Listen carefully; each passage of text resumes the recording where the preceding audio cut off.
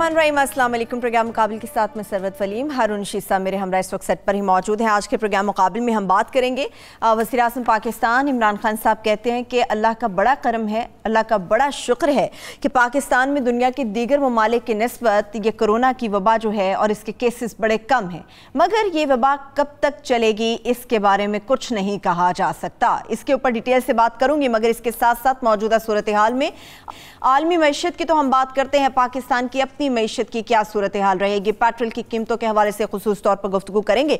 मगर इसके साथ साथ के कोरोना को वक्त के साथ साथ कहा जा रहा था कम हो जाएगा, मगर जिस तरह से इमरान खान साहब कहते हैं कि ये वबा पर कब तक काबू पाया जा सकेगा इसके बारे में कुछ नहीं कहा जा सकता।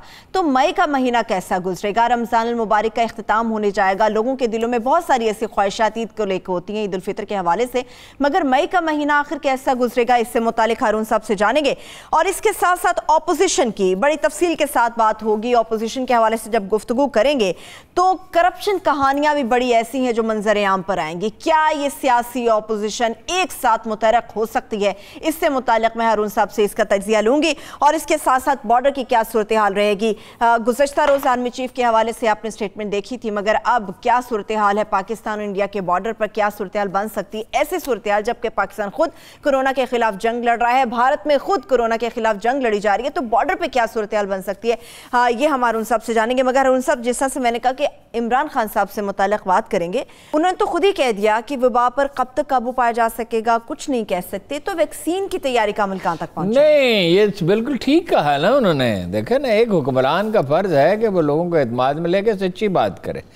ये देखिए ना, जैसे उसने कह दिया डोनाल्ड ट्रंप ने कि ये हो सकता है टीका लगा दिया जाए, ये हो सकता है कोई ऐसी शुआएं हों।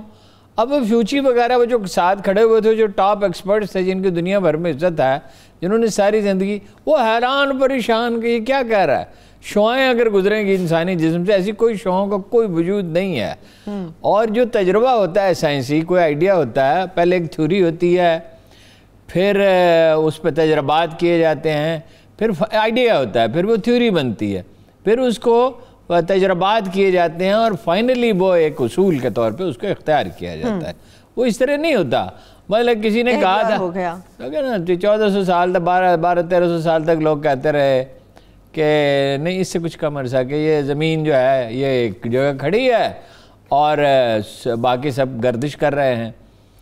तो गैलीलियो ने जब ये कहा कि ऐसा नहीं है तो उस बेचारे पे तो ऐसी मुसीबत टूटी कि जिसकी कोई हद नहीं है। मगर कुरान मजीद में कह दिया गया था हर चीज़ अपने मदार में गर्दिश कर रही है, कायनात के का जहाँ जिक्र है वहाँ पे। तो ये इस तरह के दावे नहीं किए जा सकते। कल क्या होगा ये सिर्फ वो ज़ात करीमी जानती है, अल्लाह जानता है, इसमें कोई दुनिया शुबा नहीं। लेकिन 2-3 तरह की राय आ रही हैं। एक तो ये राय आ रही है यूजुअली इस तरह की वैक्सीन 3 साल में बनती है। जब पोलियो फैला था दुनिया में, इन्फ्लुएंजा फैला था तो बहुत टाइम लगा था, लेकिन अब चूँकि सारी दुनिया लपेट में है, कोशिशें कोऑर्डिनेटेड हैं और बेस्ट हैं जितनी जंगी बुनियादों पे हो रही हैं, तो उसमें एक थ्योरी तो ये है कि ऑक्सफोर्ड यूनिवर्सिटी वाले अक्टूबर में नवंबर में बना लेंगे। बड़े पैमाने पे पैदावार का सवाल है, वो नहीं कर सकते, वो बरतानवी हुकूमत से उन्होंने कहा है एक यूनिवर्सिटी के वसाइल लेते हैं तो नहीं हो सकते। लेकिन बहरहाल उसका हल सामने है। अगर वो नुस्खा बता देते हैं, रॉयल्टी लेते हैं, उसका मुआवजा लेते हैं, दुनिया की 100 कंपनियों को बना दें, कोई इंटरनेट देखा, WHO को तो मजबूत करना पड़ेगा, इसके सिवा कोई चारा नहीं। अगर वर्ल्ड हेल्थ ऑर्गेनाइजेशन मजबूत होती तो ये ना होता। तो इमरान खान साहब ठीक कह रहे हैं, ये कहना मुश्किल है कि 6 महीने लगेंगे, साल लगेगा, हो सकता है इससे भी ज़्यादा अर्सा लगे, और ये भी मुमकिन है कि उससे पहले पैरेलल काम हो रहा है ना हर्बल मेडिसिन पे। बाद लोग दुनिया भर से मुझे फ़ोन करते रहते हैं, यहाँ भी मैं कुछ लोगों से मिला हूँ। यहाँ तो मैं जिन लोगों से मिला मुझे इत्मीनान नहीं हो सका क्योंकि वो दावों में बहुत मुबालगा मुझे नजर आया तो मैं खामोश हो गया। लेकिन यहाँ भी काम हो रहा है, चीन में भी हो रहा है, ऑस्ट्रेलिया में भी हो रहा है, जापान में मेडिसिन पे भी काम हो रहा है कि मेडिसिन ऐसी हो जिससे रेजिस्टेंस बहुत बढ़ जाए और या ये जर्म्स जो है हलाक हो जाए। ये मलेरिया की दवाएं तो हम रोज़ बात इस पर करते हैं, तो ठीक उन्होंने कहा है। इसका इलाज क्या है? इसका इलाज सब्र है और परहेज है। परहेज सबको मालूम है, अब बार बार दोहराने की जरूरत नहीं, कर नहीं रहे और अल्लाह से दुआ मांगे। अल्लाह हर चीज पे कादिर है। बेशक। अगर लोग अल्लाह से दुआ मांगे, रोज फजर की नमाज पढ़ के कितने लोग ये दुआ मांगते हैं कि अल्लाह इसकी वैक्सीन ईजाद हो जाए। اللہ نے انسانی ذہن میں خیال ڈالا. وہ سیب تو ہمیشہ لاکھوں سال سے زمین پہ گرتا آیا تھا. وہ نیوٹن نے دیکھا تو اس نے کہا یہ تو زمین کے اندر کشش پائی جاتی ہے کہ بھاری چیزیں اس کے اوپر آ گرتی ہیں. تو وہ خیال ہے نا وہ کہاں سے آتا ہے؟ وہ اللہ کی طرف سے آتا ہے. صحیح. تو ہم یہ نہیں کہہ سکتے. لہذا اس کا علاج ہے انتہائی پرہیز اور صبر اور انتظار, اور آخرکار ہو جائے گا. بھائی زندگی کو خدا نے آزمائش کے لیے پیدا کیا, پکنک کے لیے نہیں بنایا ہے. لیکن ہم تو پکنک کے لیے اپنی زندگی گزارتے ہیں.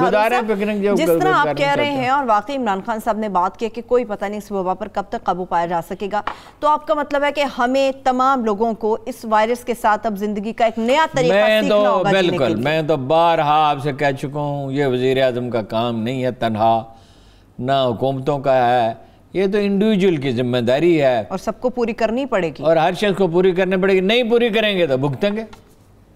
ٹھیک ہے. ابھی جو وہ تو خدا کا شکر ہے, دیکھیے نا وہاں تو جتنی اموات ہوئی ہیں امریکہ میں اتنے تو یہاں کیس نہیں ہیں پاکستان میں. 60,000 اموات 60,000 اموات ہو چکی ہیں, 23,000 کیس ہیں. بر صغیر میں انڈیا میں بھی کم ہوا ہے, اور بنگلہ دیش میں بھی کم ہوا ہے, سری لنکا بھی کم ہے, یہاں بھی کم ہے. جب ہارون صاحب ہم پرہیز کی بات کرتے ہیں, فاصلے کی بات کرتے ہیں, صبر کی, تو پھر مودی کو عمران خان صاحب ڈرپوک کیوں کہتے ہیں کہ اس نے پورا ملک لاک ڈاؤن کر دیا؟ لاک ڈاؤن عوام کی فلاح کے لیے کیا نا, تو عمران خان صاحب تنقید کیوں کر رہے ہیں؟ سڈنلی کیا نا, بالکل اچانک گھبراہٹ میں کیا, اور عمران خان صاحب نے اس کے برعکس کیا. وہ کرنا ہی نہیں چاہتے تھے, وہ تو اسٹیبلشمنٹ نے ڈائریکٹ مداخلت کر کے کرا دیا. تو مزدوروں کی حالت اب دیکھ ہی لی ہے آپ نے. ہاں ٹھیک ہے, وہ اعتدال کی رائے اچھی ہوتی ہے. یعنی عمران خان کی ایک رائے سے ہم اگری کرتے ہیں کہ اعتدال کی رائے بہتر ہے. انہوں نے کہا ایرانیوں سے بات کی, انہوں نے کہا ہم کھول رہے ہیں کاروبار بتدریج سارے ایک ایک کر کے. انہوں نے مصریوں سے بات کی, وہاں بھی تقریباً یہی ہلاکتوں کا تناسب وہ کہتے ہیں. انہوں نے کہا ہم بھی ایک ایک کر کے کھول رہے ہیں, اور یہی وہ ملک ہیں جن سے ہماری کوئی مناسبت ہے. ہماری مناسبت امریکی معاشرے, امریکہ میں بھی اب انہوں نے فیصلہ کیا ہے کہ رفتہ رفتہ کھول دیں گے. بھائی ٹھیک ہے, لوگ اپنا ماسک پہن کے گھومے پھریں, اور ماسک بہت اچھی قسم کے بننے پڑے. اچھی قسم کا ماسک بنانے کے لیے کتنی ٹیکنالوجی چاہیے؟ یہ تو بڑے افسوس کی بات ہے کہ لے دے گے کہ فوجی فیکٹری ہے جو بنا رہی ہے اچھے ماسک, باقی تو کوئی بہت اچھے نہیں ہیں. اور ایک میں نے ایک جگہ سے کوشش کی, N95 مل رہا تھا, اس نے کہا 100 خریدیں گے اور 850 روپے کا دوں گا. صاحب کہہ رہے ہیں کہ تمام حفاظتی سامان پاکستان میں تیار ہو رہا ہے, اور عمران خان صاحب نے 76% سامان تیار ہو رہا ہے. دیکھیے جو بھی مصیبت آتی ہے اس میں اپرچونٹی بھی ہوتی ہے. وینٹیلیٹر ہم 50 سال مزید بنانے کا کبھی نہ سوچتے, یہ مصیبت آئی پتہ چلا بنا سکتے ہیں. ویسے جو ملک میزائل بنا سکتا ہے اس کے لیے وینٹیلیٹر بنانا. 95 کیوں نہیں بنا سکتے؟ نہیں بنا سکتے, بنا نہیں رہے. ہمارا رجحان ہی نہیں, ہم قدامت پسند ہیں, ہم ڈیپینڈنٹ ہیں, ہم ایک صارف معاشرہ ہیں. باہر سے کوئی چیز آئے گی. ایک ایئر وائس مارشل تھا, وہ اس دنیا میں نہیں ہے, اور ان کی بیگم صاحبہ بھی پتہ نہیں ہے نہیں ہے, بہت پرانی بات ہے 40 سال کی. ادھر مکان بنایا اور کہا اللہ کا شکر ہے مکان میں پاکستان کی بنی ہوئی ایک بھی چیز نہیں. ٹھیک ہے. اچھا, کرونا کے حوالے سے بات چل رہی ہے, اکانومی کی صورتحال کیا بن سکتی ہے, اس کے ساتھ ساتھ پیٹرولیم مصنوعات کے حوالے سے بھی میں بات کروں گی, مگر ایک چھوٹی سی بریک کے بعد. اسٹے ود اس.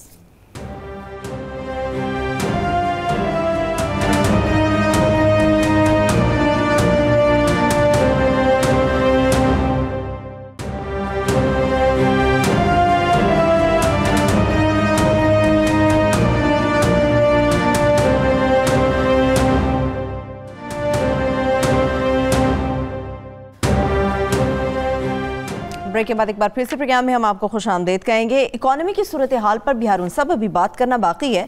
یہ جنگ تو ہم لڑ رہے ہیں, جو اکانومی کے ساتھ صورتحال بن گئی ہے, بیٹھ گئی ہے بالکل, اس کا کیا کریں گے؟ نہیں اکانومی کیا, ظاہر ہے وہ تو پاکستان تو خدا کا شکر ہے بچ گیا ہے.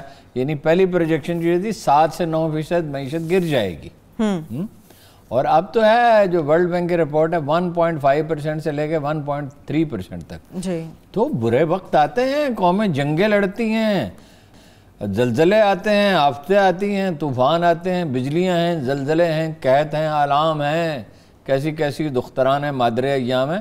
تو وہ اس کو تو بھگتنا پڑتا ہے.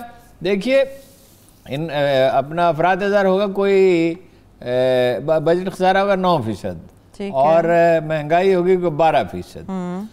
تو سچویشن تو اچھی نہیں ہوگی, اور ایکسپورٹ گرے گی. یعنی اندازہ یہ ہے کہ 2 سے 3 بلین ڈالر گرے گی صحیح, اور اس سال میں جون تک, اور آئندہ سال بہتر ہو سکتی ہے. جو ترسیلات زر ہیں باہر سے جو پاکستانی پیسے بھیجتے تھے اس میں بھی اندازہ 6% کمی آئے گی، یعنی کوئی $1.5 بلین کی کمی آئے گی. پوری دنیا متاثر ہو رہی ہے. تو 3,000 کا بجٹ خسارہ، 3,000 ارب کا تو پہلے ہی تھا، تو 2,000 کرو یا غریبوں کی مدد کر رہے ہیں، اور اس کو تو ڈبل کرنا پڑے گا، اس لیے کہ وہ 1 کروڑ 20 لاکھ غریب خاندان تو نہیں ہے، تو کل 3 کروڑ 50 لاکھ خاندان، تو 1 کروڑ 70 لاکھ خاندان جو ہے ان کو مالی مدد کی ضرورت ہے. مہنگائی بڑھے گی، اس کے سوا کوئی چارہ نہیں ہے. ٹھیک، لیکن یہ ریلیف آپ کو کہاں سے قدرت نے دے دیا؟ ایک طرف سے کبھی پٹرول سستا ہو گیا، کتنا سستا ہوا ہے؟ 15 روپے، 15.5 کیا 15 روپے 15.5 روپے 1 لیٹر کا ہے. تو 1 لیٹر پٹرول تو نہیں، اپنی گاڑی میں آپ کتنا پٹرول ڈالتے ہیں؟ میں تو 1 لیٹر ڈالتی ہوں. جب 10 لیٹر ڈالیں گی تو 150 روپے بچ گیا نا. لیکن 150 روپے کی کوئی اہمیت ہی نہیں ہے. لیکن ہر صاحب ٹھیک ہے حکومت نے ریلیف دیا ہے، مگر دنیا بھر میں جتنی پرائسز لو ہوئی ہیں، یہ بھی ایک گلا شکوہ آ رہا ہے عوام کی طرف سے کہ اس حد تک پرائسز نہیں آئی. 20 روپے کے حوالے سے کیبنٹ کو سفارش کی گئی تھی. 3,000 ارب روپے کے 2,000 ارب روپے کے اخراجات بڑھ گئے. اگر پٹرول بھی سستا کر دیں، بجلی بھی سستی کر دیں، ہر چیز کر دیں، پھر بھیک ہی مانگیں گے نا، پھر کیا ہوتا ہے؟ پھر یہ ہوتا ہے کہ آپ کا تمام انحصار غیر ملکی امداد پہ ہو جاتا ہے، اور غیر ملکی امداد پہ انحصار کا مطلب یہ ہے کہ حکمران کرپشن کریں، گڑبڑ کریں، اور نوبت یہاں تک آپ پہنچے کہ آپ کی آزادی ہی نہیں رہتی.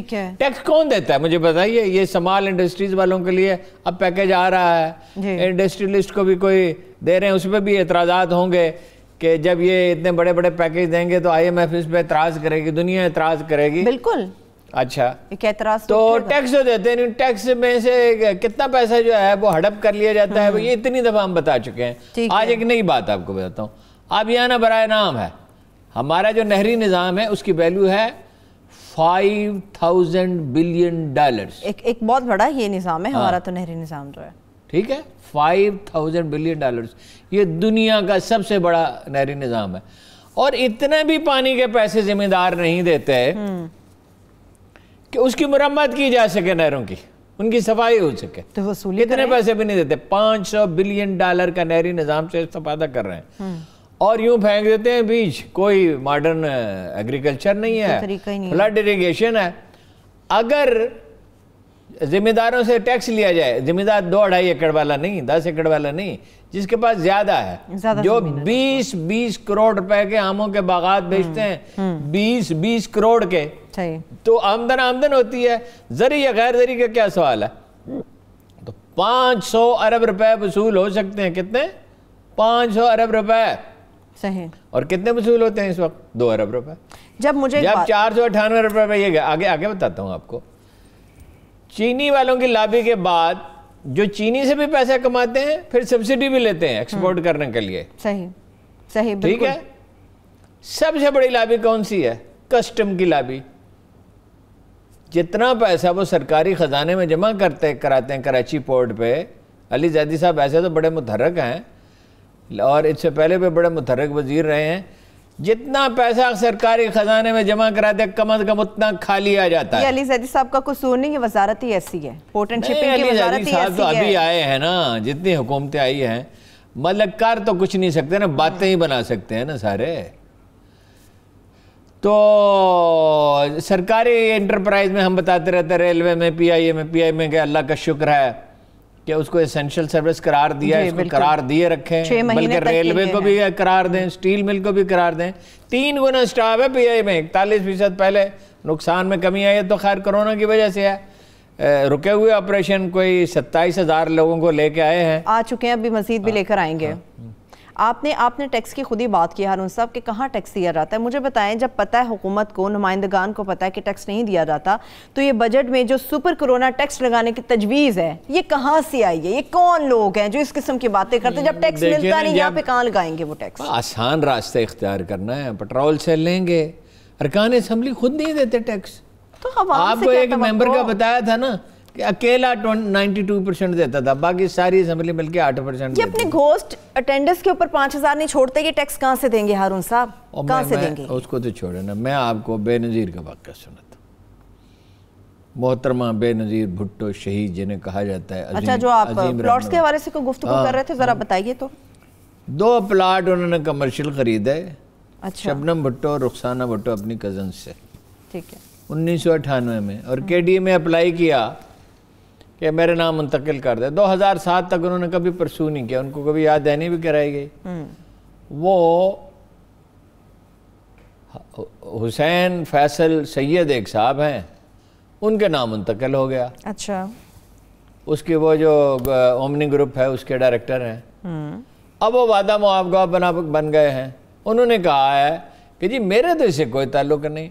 एक दिन उनसे कहा गया, ये जरदारी साहब की कंपनी है, ज़ाहिर है, अनवर मजीद जो हैं वो अपना फ्रंट मैन है, सारा कराची सारा पाकिस्तान जानता है वो केसेस भी चल रहे हैं। अनवर मजीद को कौन नहीं जानता? कोई 29 जाली अकाउंट हैं, 35 अरब रुपये उसमें ट्रांसफ़र हुए हैं। बिल्कुल, माल तो वो जरदारी साहब का है या बिलावल साहब का है। और कर्जे लेकिन कर्जे कितनी शुगर मिले हैं, कर्जे लिए हैं 73 अरब रुपए के, 23 अरब के नेशनल बैंक से लिए हैं, 50 अरब सिल्क बैंक, समिट बैंक और सिंध बैंक से भी है। और सिंध बैंक से। अच्छा, अब वो जनाब बेनज़ीर की का वाक़या होता है कत्ल का 2007 में। उन्होंने कोई इसमें एतराज़ नहीं किया। और जायदाद जो है ना किसी और के नाम पे रही, अपने नाम पे हो तो टैक्स देना पड़ता है ना, डिक्लेयर करना पड़ता है ना। बिल्कुल ऐसे ही। वो स्विट्जरलैंड की हार वाला किस्सा तो आपको पता ही है कि 2 वज़ीर आज़म गए, उसकी वजह से वो ख़त नहीं लिखा गया। ठीक है, अब जरदारी साहब जो हैं ये सारी दुनिया जानती है कि उन्होंने हज़ारों एकड़ ज़मीन ख़रीदी सिंध में, बिलावल हाउस के इर्द गिर्द के मकानात गन पॉइंट पर ख़रीदे लोगों को डरा के। वो उज़ैर बलोच और क्या करता था, यही करता था ना, और ईरानी इंटेलिजेंस के लिए काम भी करता था। तो ये क्यों अपना जो NRO किया था बेनज़ीर ने मुशर्रफ के साथ, वो क्यों किया था? अगर ये वीकनेस न होती तो बरतानवी वजारत ख़ारजा और अमेरिका उससे फ़ायदा न उठाता। यानी सुलह तो खैर अच्छी बात है अगर सियासतदानों में हो और फ़ौज में हो और एक पेज पे हो, मगर उसूलों को नज़रअंदाज करके तो नहीं ना। अब जो लोग मंटो के बकौल जो दुनिया से चले जाते हैं, फिर हम उनको ड्राई क्लीन करके रहमतुल्लाह अलैह के खूंटे पे लटका देते हैं। अब चूँकि वो इस दुनिया में नहीं है तो लोग बात ही नहीं करते, और हमें भी झिझक ज़ाहिर होती है बात करने में। बस दौलत उनकी, या तो उनकी मर्ज़ी से ये सब कुछ हो रहा था, या जरदारी साहब ने धोखाधड़ी से कर लिया। अब आप पूछ रही थी कि जी ये तहरीक चलाएंगी? हाँ, तहरीक चलाएंगे ये नून लीग वाले और पीपल्स पार्टी। इन्होंने कितनी आमादगी के साथ वोट दिया तोसी के लिए? चलिए दिया तो नहीं कितने। अच्छा, ये मतलब कोई आपको हैरत बात नहीं दिया तो आइंदा भी ये इस मुल्क में अब कोई अपोजिशन पार्टी नहीं है, सारी पार्टियां एस्टेब्लिशमेंट के साथ हैं और सारी ये कह रही हैं कि भाई हमें इक़्तिदार दो, हम ज़्यादा आपके खादम साबित होंगे। तो हिस्सा बक़दरे जुस्सा तो मिलेगा सबको, तो खान साहब की प्लेट में क्या आएगा फिर? मुझे नहीं पता क्या आएगा, अभी इस वक्त तो कुछ कहा नहीं जा सकता। इस वक्त तो कोई सूरत हाल ही नहीं है। जब तक कोरोना है खान साहब महफूज है। खान साहब के और उनकी यानी इन अदाम के दरमियान है हमारा जितनी बड़ी दीवार खड़ी है, इस वक्त तो वो महफूज है।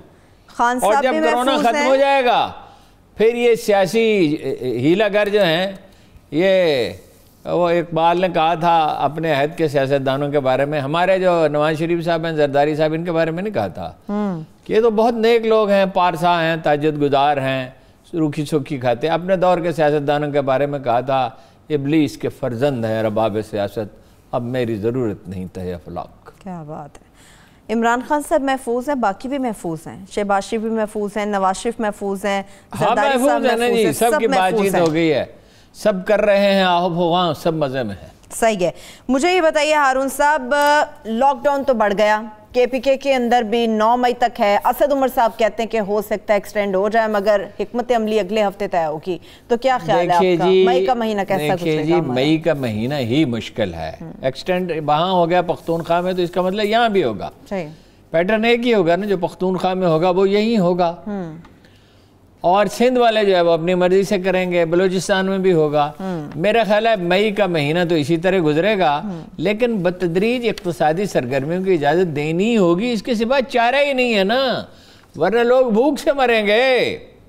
سامنے سمندر ہے، پیچھے کھائی ہے، کوئی چارہ نہیں ہے، کوئی چارہ نہیں ہے۔ حماد عزت صاحب نے بڑا اچھا پیکیج دیا ہے، حماد عزت صاحب نے، مجھے بتائیں کہ اکانومی کی بحالی کے لیے کتنا اچھا ہوگا؟ جو ہے پرفارمنس سارے وزیروں سے اچھی ہے، بالکل ینگ آدمی ہے، اسد عمر کی بھی اچھی ہے۔ لیکن مجھے یہ بتائیے ہارون صاحب، یہ موجودہ صورتحال میں اکانومی کے لیے کتنا بہتر ہوگا؟ جو ان کی ڈیٹیلز ہیں 35 لاکھ چھوٹے کاروبار سے لوگ مستفید ہو سکیں گے، اور 3 ماہ تک جو بجلی کا بل ہے وہ حکومت کی طرف سے ادا ہوگا۔ حکومت کے پاس تو خزانہ پہلے خالی ہے، 3 مہینے تک بجلی کا بل اتنے لوگ کیسے دیں گے؟ حکومت کا خزانہ کبھی خالی نہیں ہوتا، کاغذ کے نوٹ چھاپنے ہوتے ہیں۔ اس وقت تو لون بھی مل رہا ہے، اس سے مہنگائی ضرور بڑھتی ہے، لیکن انسانوں کو زندہ رکھنا ہے نا، اس کے سوا کیا چارہ ہے؟ وہ کہنے لگا صلاح الدین جنگ بندی ہوگی، صلاح الدین ایوبی نے اپنے خزانچی سے کہا کہ پیسے بانٹ دو خزانے میں جتنے پڑے ہیں، سارے ہی بانٹ دو، خلق خدا کو دے دو۔ تو اس نے کہا کہ سلطان، امیر المومنین نہیں کہتے تھے، انہیں سلطان کہتے تھے، انہوں نے کہا سلطان، حالانکہ وہ اس کے مستحق تھے کہ انہیں امیر المومنین کہا جائے، انہوں نے کہا سلطان کیا سارا خزانہ بانٹ دوں؟ انہوں نے کہا میں کہہ رہا ہوں نا سارا خزانہ بانٹ دو۔ تو نور الدین زنگی کا وہ بہت احترام کرتے تھے، جن کے وہ جانشین تھے، انہوں نے کہا مجھے نور الدین زنگی نے بھی ایک بار حکم دیا تھا، یہ 200 سال جنگیں صلیبی جنگیں ہوتی رہی ہیں، بیچ میں جنگ بندی ہو جاتی تھی تو پھر وہ کوشش کرتے تھے کہ لوگوں کی جتنی بھلائی ہو سکے وہ کی جائے۔ جب میں نے مٹھیاں بھر بھر کے اشرفیاں تقسیم کرنی شروع کی تو سلطان نے مجھے روک دیا۔ تو چونکہ ان کا اکرام وہ بہت کرتے تھے تو انہوں نے صرف اتنا کہا بادشاہ اور تاجر میں کچھ فرق تو ہونا چاہیے، اور کم بات کرتے تھے اور احترام لوگوں کو ملحوظ رکھتے تھے۔ تو بھائی لوگوں کو زندہ بھی تو رکھنا ہے، کاروبار بھی چلانا ہے، لوگوں کو کھانے کے لیے بھی دینا ہے، حکومت کی ذمہ داری ہے۔ مہنگائی اگر اس وجہ سے تھوڑی سی بڑھتی ہے کہ کوئی بھوکا نہ سوئے، دیکھیں کاروبار ہوگا تو جابز ہوں گی نا، جیب میں پیسہ ہوگا تو بھوک مٹے گی ہارون صاحب۔ وہ پیسہ تو کاغذ پہ چھاپا جا سکتا ہے، اس سے مہنگائی ضرور بڑھے گی، آپ لوگوں کو بھوکا تو نہیں مار سکتے، روزگار کہاں سے آئے گا؟ موت کے حوالے نہیں کر سکتے آپ لوگ۔ بڑی تعداد میں لوگ بے روزگار ہو گئے ہیں، روزگار کہاں سے آئے گا؟ مہنگائی بھی بڑھے گی، جیب میں پیسہ نہیں، روزگار کہاں سے آئے گا؟ جب کرونا کم ہوگا اور ختم ہوگا تو روزگار آئے گا، اور یہ کوئی پہلی مصیبت نہیں ہے جو بنی نوع انسان پہ آئی ہے۔ پاکستان بنا تھا تو کوئی 250 جی ٹی روڈ کے علاوہ 250 کلومیٹر پکی سڑکیں تھی، ایک ٹیکسٹائل مل تھی، ایک شوگر مل تھی، تو ہمارے پاس کیا تھا؟ کچھ بھی نہیں تھا، اور $80 فی کس انکم تھی۔ تب لیڈر اور تھے، اب سیاستدان اور ہیں ہارون صاحب۔ ایسا ہی ہوتا ہے، جب مصیبت کا وقت آ جائے تو صبر اور تحمل سے اسے گزارنا چاہیے۔ اس مافیا کو کیسے کنٹرول، جس کے ہاتھوں میں مہنگائی کے اوپر پورا زور آ جاتا ہے، خاص طور پہ اس میں جو آپ کی خواہشات ہیں وہ نہیں پوری ہو سکتی۔ یہ دنیا اللہ تعالیٰ نے خیر و شر کی کشمکش کے لیے بنائی ہے، اس لیے نہیں بنائی ہے کہ ساری چیزیں ٹھیک ہو جائیں۔ اور یہ بگڑی ہوئی جو اشرافیہ ہے، جو ٹیکس چور بگڑی ہوئی اشرافیہ ہے، ہاں ایک تجویز ہے، خان صاحب نے چونکہ سمجھوتا کر لیا، کس سے؟ سیاسی جرائم پیشہ لوگوں سے، اچھا، اور ٹکٹ بھی خود نہیں بانٹے، بہت سارے ٹکٹ بھی دوسروں نے دیے، تو اب کوئی بڑی توقع نہ رکھیں۔ لیکن اگر مثلا وہ ایک کام کر دیں، یہ ڈی نیشنلائز کر دیں، پرائیویٹائز کر دیں، یہ جب یہ مرحلہ ختم ہو جائے، اس یہ تو کوئی وقت نہیں ہے نا یہ سارے کام کرنے کا۔ اور اگر وہ ایف بی آر کے سارے بندوں کو ٹرمینیٹ کر کے 10-15% کے سوا ایک نئی ایف بی آر کھڑی کر دیں تو ٹیکس ریکوری، چونکہ ان لوگوں کے ہوتے ہوئے ٹیکس ریکوری نہیں ہو سکتی۔ یہ ایسے فنکار ہیں کہ یہ جتنا پیسہ سرکاری خزانے میں ڈالتے ہیں اتنا خود وصول کرتے ہیں، اور نقصان دیکھیے مثلا گلبرگ کے ایک تاجر کو میں جانتا ہوں، اس نے کہا میں 10,000 روپے دیتا ہوں، ٹھیک ہے، انہوں نے کہا کوئی ضرورت نہیں، تم 2,000 روپے مجھے دے دو، تو حکومت 10,000 روپے سے محروم ہو گئی۔ اب کوئی انٹیلیجنس نیٹ ورک بنایا جائے ایف بی آر کے، یہ تو دیکھیے ایک مستقل کام ہے۔ جو خان صاحب کہتے ہیں میں ٹیکس جمع کر کے دکھاؤں گا، تو میں پوچھتا تھا جھولی میں جمع کریں گے؟ کوئی شوکت خانم تو نہیں ہے کہ آپ جھولی پھیلائیں گے تو بچے اس میں پیسے ڈال دیں گے۔ دیکھ لیا انہوں نے کہ ٹیکس نہیں اکٹھا کر سکے، نہیں اکٹھا نہیں کر، دیکھیے نا اب 3900 ارب کا تخمینہ ہے، کہاں 55 کا تھا، تو اب 3900 ارب کا ہے۔ آپ نے کہا ایف بی آر کے پورے ڈپارٹمنٹ کے جتنے لوگ ہیں ٹرمینیٹ کر دیں گے، کہ یہ مناسب نہیں؟ 10-15% کے سوا جو بہت اچھے ہوں۔ یہ مناسب نہیں کہ ایک انٹیلیجنس نیٹ ورک بنایا جائے مضبوط، اور ہر ایک کے اوپر نظر رکھی جائے، جو شخص اس طرح کا کام کرے سزا بھی ملے، ریکوری بھی، اور نکالا بھی جا سکے؟ پوتڑوں کے بگڑے ہوئے ہیں، کوہ عہد فرمایا اپنی جگہ سے ٹل سکتا، عادت نہیں بدل سکتی۔ رشوت خور رشوت سے باز آ نہیں سکتا۔ جس طرح افیونچی جو ہے نا وہ افیون تلاش کرتا ہے نا، رشوت خور کانسٹیبل ہو، پٹواری ہو، FBI کا افسر ہو، کوئی ہو، بڑے بڑے جو نیک نامی کے دعوے دار ہیں ان میں سے بعض کو میں جانتا ہوں کہ پیسوں کے معاملے میں وہ کتنے کمزور ہیں، اور کچھ اس وقت بڑے بڑے مناصب پہ ہیں، جب وہ رخصت ہوں گے ایسی ایسی کہانیاں آپ کو سننے کے لیے ملیں گی کہ آپ دنگ رہ جائیں۔ فردوس صاحبہ کی طرح وہ بھی کہیں گے کہ من گھڑت الزامات ہیں، وہ کہتے ہیں، لیکن یہ کہ وہ تو دیکھنا پڑتا ہے نا کہ صحیح ہے یا نہیں صحیح۔ آپ نے کہا عادت بدل نہیں سکتی، سب کچھ ہو سکتا ہے، بھارت جو ہے تباہی کے دہانے پر کھڑا ہے مگر عادت نہیں بدل سکتی، بار بار LOC کی خلاف ورزی کی جا رہی ہے، تو آپ کو کیا لگتا ہے بارڈر کی اس وقت جو صورتحال ہے حملہ ہو سکتا ہے ہارون صاحب؟ دیکھیے وہ سوچتے تو ہیں، یہ پچھلے 15-20 سال سے وہ سوچ رہے ہیں کہ ایک محدود پاکستان کے علاقے پہ حملہ کر کے قبضہ کر لیا جائے، ایک کسی ذیلی صدر مقام پہ قبضہ کر لیا جائے، یا یہ گلگت بلتستان کے علاقے میں چین کی سرحد کے ساتھ بڑی نظر ہے اس پہ قبضہ کر لیا جائے، لیکن یہ بازو نہ خنجر اٹھے گا نہ تلوار ان سے، یہ بازو میرے آزمائے ہوئے ہیں، یہ آسان نہیں ہے۔ سامنے ان کے ایک ایسی فوج کھڑی ہے جو بہت موٹیویٹڈ ہے، وار ہارڈنڈ ہے، جس کا ہر آدمی میدان جنگ میں سے گزر چکا ہے، لہذا آسان نہیں ہے۔ مجھے 1989 میں ایک کشمیری ملنے کے لیے آیا اور میں نیوز روم میں کام کر رہا تھا، آپ کو پتا ہے نیوز روم سے اٹھ کے جانا بہت مشکل کام ہوتا ہے یہ، تو میں نیوز روم کے وقفے میں ٹیکسی لے کے اس سے ملنے کے لیے گیا 10 منٹ کی ڈرائیو پہ، اور پھر 10 منٹ بات کر کے واپس اس نے کہا ہم جہاد کا آغاز کر رہے ہیں، 88 ہو گیا 88۔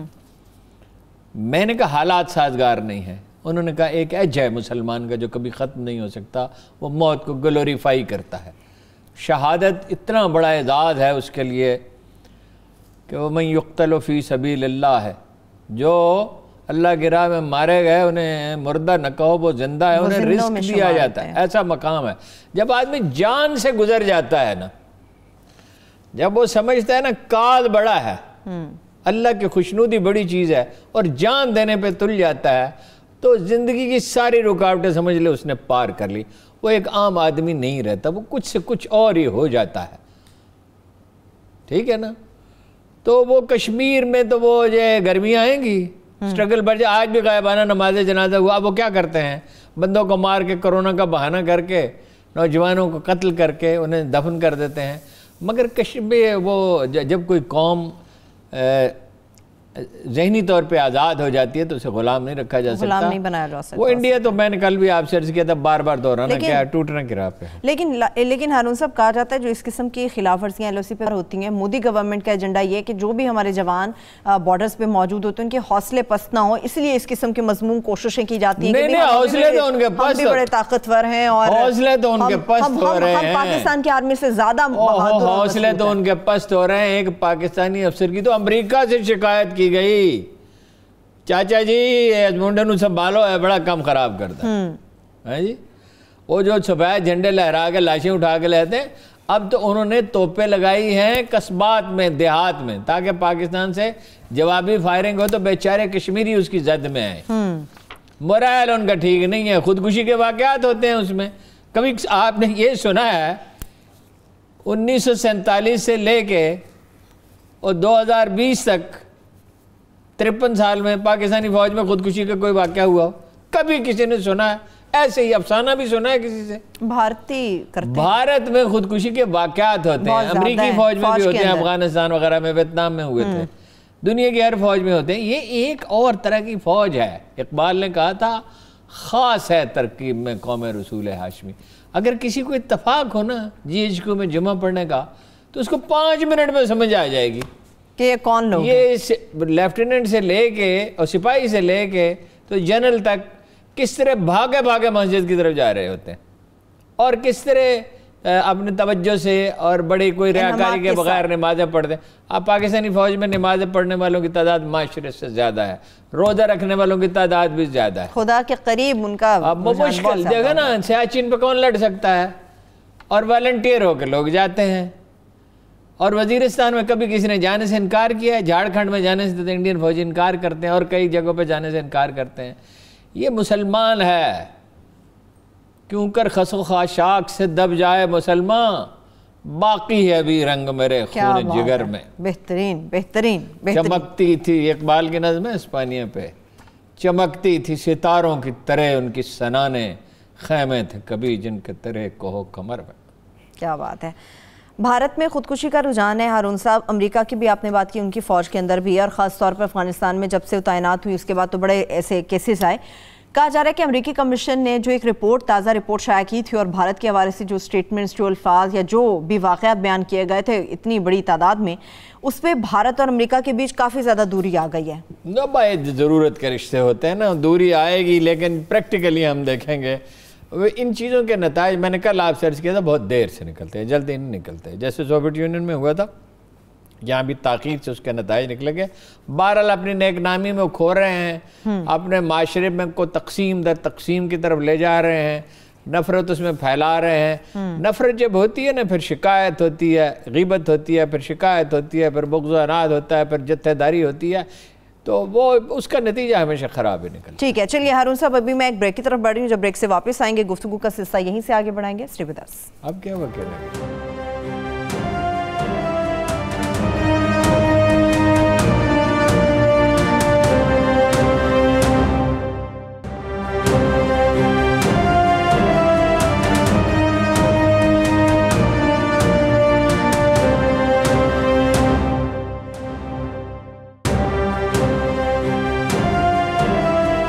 بریک کے بعد ایک بار پھر سے پروگرام میں ہم آپ کو خوش آمدید کہیں گے. اچھا ہارون صاحب، ایک بڑا امپورٹنٹ ایشو ہے جس کے اوپر بڑے لوگ ہیں جو بات کرتے ہوئے تھوڑا گھبراتے بھی ہیں، تو میں چاہ رہی تھی کہ ذرا اس کے اوپر آپ لب کشائی کریں.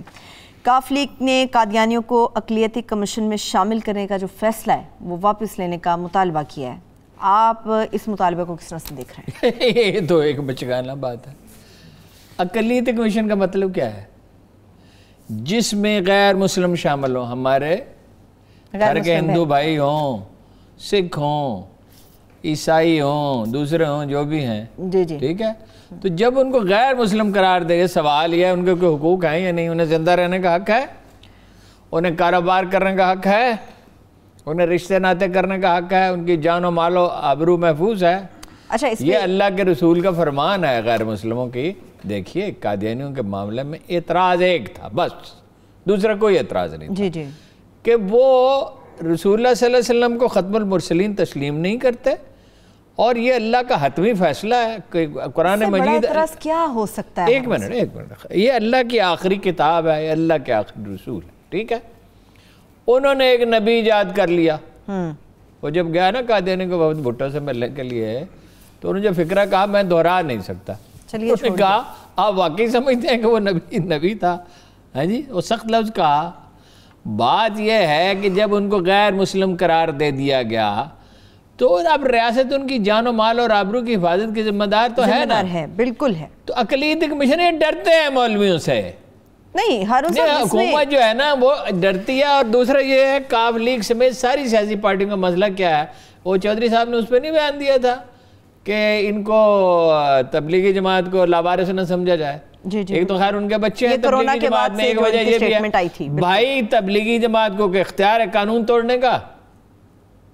بھائی اگر انہوں نے قانون توڑا اور اس سے نقصان پہنچا ملک کو، ان کو بھی خود کو بھی پہنچا، اور بدنامی ہوئی اتنی جس کی کوئی حد نہیں ہے ان کی. کبھی نہیں ان کی بدنامی ہوئی تھی، یہ پہلی بار ہے. بات یہ ہے کہ اقلیتی کمیشن کا سربراہ کون ہے؟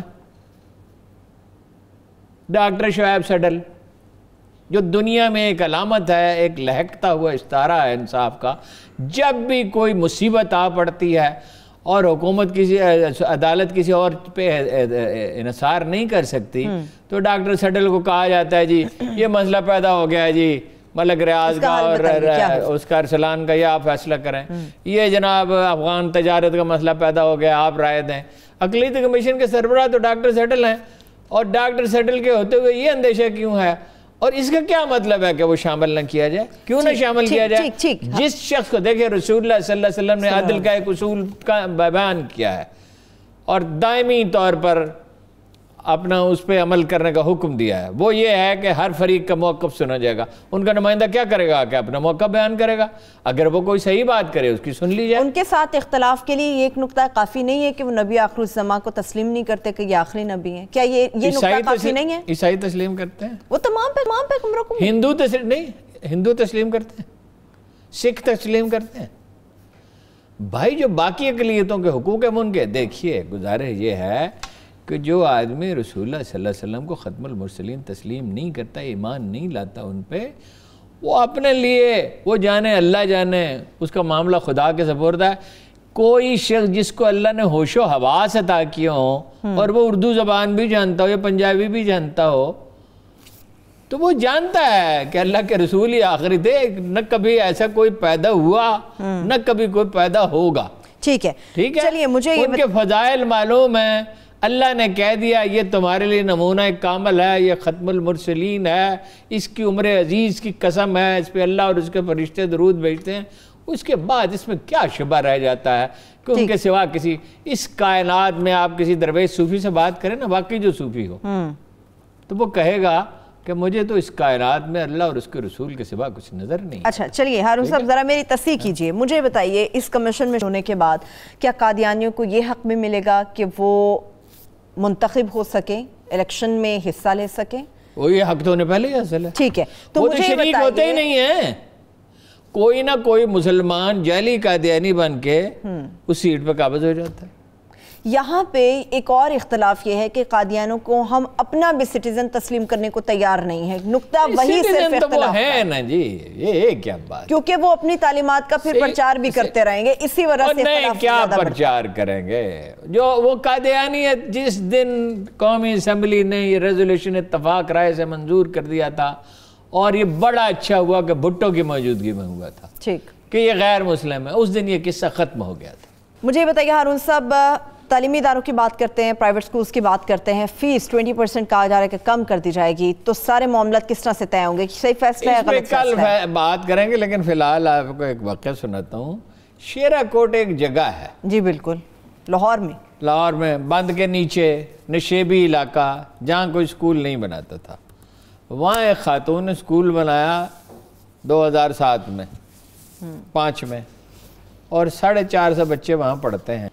اور وہ کچھ اپنے پیسے, خود تو وہ تنخواہ نہیں لیتی ہیں, اپنے میاں کی پینشن پہ گزارا کرتی ہیں, نیک خاتون ہیں. تو وہ حکومت جو ہے اس کا ایک ادارہ ہے, یہ ایجوکیشن فاؤنڈیشن پنجاب حکومت کا, تو وہ انہیں دیتے تھے پیسے 850 روپے فی بچے کے حساب سے. آپ کو پتہ ہے نا کہ پنجاب میں اسکول کم ہوتے جا رہے ہیں, 60,000 سے 51,000 رہ گئے. یہ شہباز شریف صاحب کا آئیڈیا تھا. شہباز شریف کہتے ہیں سڑک بنے, پل بنے, انڈر پاس بنے, سکول کیا ہوتا ہے, یہ کیا چیز ہے, یہ کیا دنیا نہیں جانتی ہے. سیمنٹ سے کافی محبت رہی ہے ان کی. اچھا, تو وہ ابھی تک انہیں پیسے مل رہے تھے 250 بچوں کے لیے, اب 2 مہینے سے روک دیے ہیں, اور وہ پریشان ہیں. تھوڑے بہت ڈونیشنز تو ملتے ہیں, اب آپ 20% تنخواہیں بھی کم, اس کی فیسیں بھی کم کر دیں. اب وہ تو خیر فیسیں میرا خیال ہے لیتے ہی نہیں ہیں, برائے نام کچھ فیس ہوتی ہے, ڈونیشنز پہ ان کی ہوتی ہے. وزیر تعلیم سے انہوں نے چودھری پرویز الہی سے جا کے ملی, ان سے کچھ ان کی جان پہچان تھی, اور انہوں نے بولا, جانتے تھے بھائی معروف خاتون ہیں اور بہت خدمت گزار ہیں, اور لوگوں اپنی زندگی وقف کر رکھی ہے بچوں کی تعلیم کے لیے. ایک چھوٹے پیمانے پہ سمجھیے, جیسے عیدی فاؤنڈیشن ہے, جیسے عمران خان فاؤنڈیشن ہے, جیسے ادیب رضوی ہے, جیسے غزالی فاؤنڈیشن ہے, تو یہ ایک چھوٹے پیمانے کا, مگر کام تو وہی ہے, اور جس سے اچھا تو کوئی کام دنیا میں ہے نہیں. اب 2 ماہ سے ان کے پیسے بند کیے ہوئے, نہ فیبری میں دیے نہ مارچ میں دیے. اچھا, تو وہ بہت سخت پریشان تھی. مجھے انہوں نے فون کیا, میں نے کہا کوشش کریں گے.